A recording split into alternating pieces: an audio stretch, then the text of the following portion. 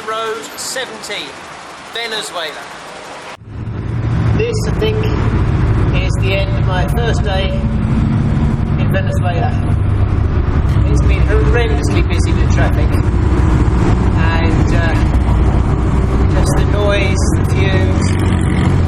I've really been gassed in a tunnel. That was about a mile long,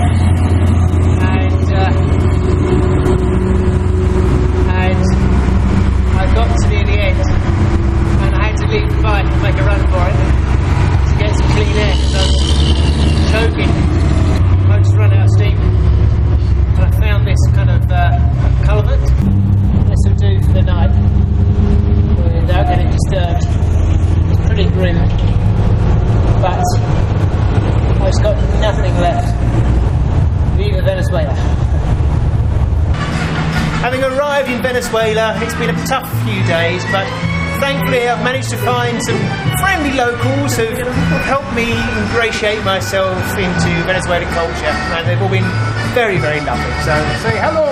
Hello! Just stop for a drink, and this is what normally happens. They're all these lovely people, so... Hola from Venezuela! Saludos Londres, Inglaterra. It does rain in Venezuela, so I'm taking a break and having a rest. Coffee and Coke. And that's the Coca-Cola, not Coke. I'm out in the Venezuelan countryside enjoying this lovely flat road and anticipating what lays ahead, because in a couple of days' time I'll be hitting the mountains, and that's the very start of the Andes, and I'm pretty excited about that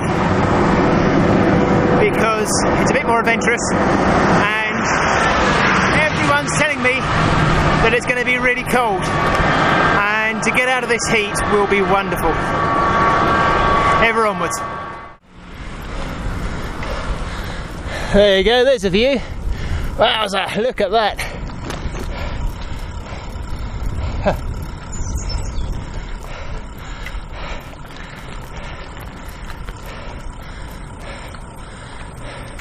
I've had to retire my black top because the holes in the shoulders were starting to give me sunburn. But this has been a hard work day.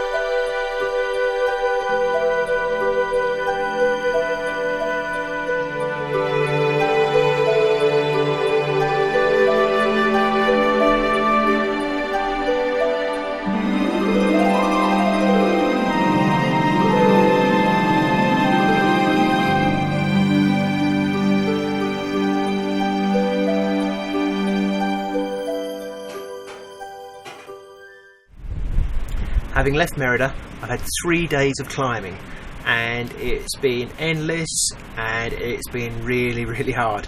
But I'm fairly close to the top now, but I have run out of steam, and I found a abandoned house that's being built really, really badly, looking at it, and I'm at 8,500 feet, and this is going to do for night. So I've made camp in here, and tomorrow hopefully I'll get over the top. After 4 days of climbing since leaving Merida, I'm hoping that this is the top, because I'm at 10,000 feet up in the clouds.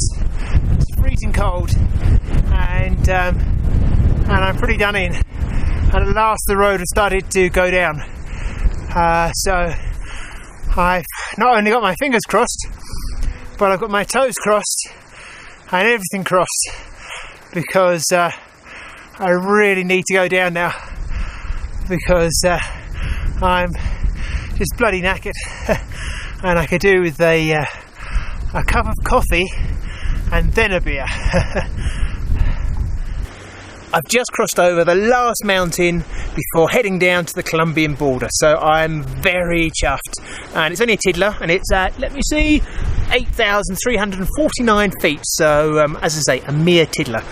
The only small fly in the ointment is that this particular state in Venezuela has declared a state of emergency, and they've brought 5,000 extra troops to guard the border, because they've seriously now fallen out with Colombia.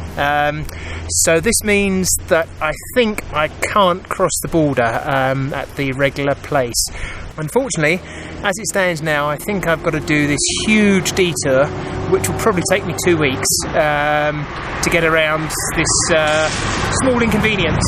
But there you go, such is the life of the travelling penny-farthing rider, and I'll just have to see how it goes. But I'm on a start of a big downhill now, looking forward to it, and no more climbing for a while, I hope. I'm a few days into my grand detour, and I'm back down at sea level, and it is boiling. God, it's hot. The gauge on the bike says just over 100 degrees, and it's thick with humidity. I'm kind of dreaming of those mountains again now, ironically, and the cool breeze, but I've got this for a good few days now, until I can get up to the border, do a big U-turn and come back down, and maybe gain some elevation. So yeah, I've just got to put up with it for a while and drink gallons and gallons. But this road is pretty empty. There's just no traffic at all, so I just hope I can keep stocked up with water. We shall see. Ever onwards. I'm on the last stretch of road to the border now, and I've got everything crossed that they're going to let me across. This has been a huge detour to come all the way to the north of Venezuela to find an open border, and the last couple of days people have been telling me that the border's closed. Some have said it's open, so to be honest, I've got no idea. It's going to be a 50-50 chance whether it's open or not. I've now crossed 2 military checkpoints, and they're getting more and more reticent about letting me continue to the border. But in the end, they seem to, like most checkpoints with the soldiers, they're a bit bored, and something unusual kind of sparks their interest a little bit, and you end up just taking photos with them and then waving you off. So I'm still not sure if I'm going to get across this border, but we shall see in a few miles' time. My plan of getting into Colombia today was going very well. I went through 4 or 5 military checkpoints, and with a bit of negotiation I managed to get through them all until the last one. And I could see Colombia as well, but just no way, they would not let me cross and go in. So they turned me back, and what I did was go to plan B, which essentially was to sneak into the bush and try and find my way through the bush and sneak into Colombia. Unfortunately, the soldiers caught me, which is a bit of a blow.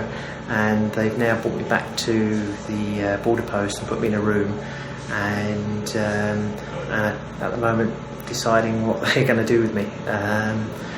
So I've got to be a bit quiet because they're probably not going to be too happy if I'm recording right now, but I wanted to catch it on tape, but no, I've got to turn this off. Freedom! Yay! They let me go! Fantastic! That was an ear-run thing, but thankfully all is well now. So now I'm retracing my steps. I'm down on the mini altiplano here with the sand and water. And plan C is to head back to Maracaibo, where they have an airport, and try and fly out to Venezuela, because there's just no other way of getting out of the country now. The whole frontier is closed, so I'm stuffed on that one.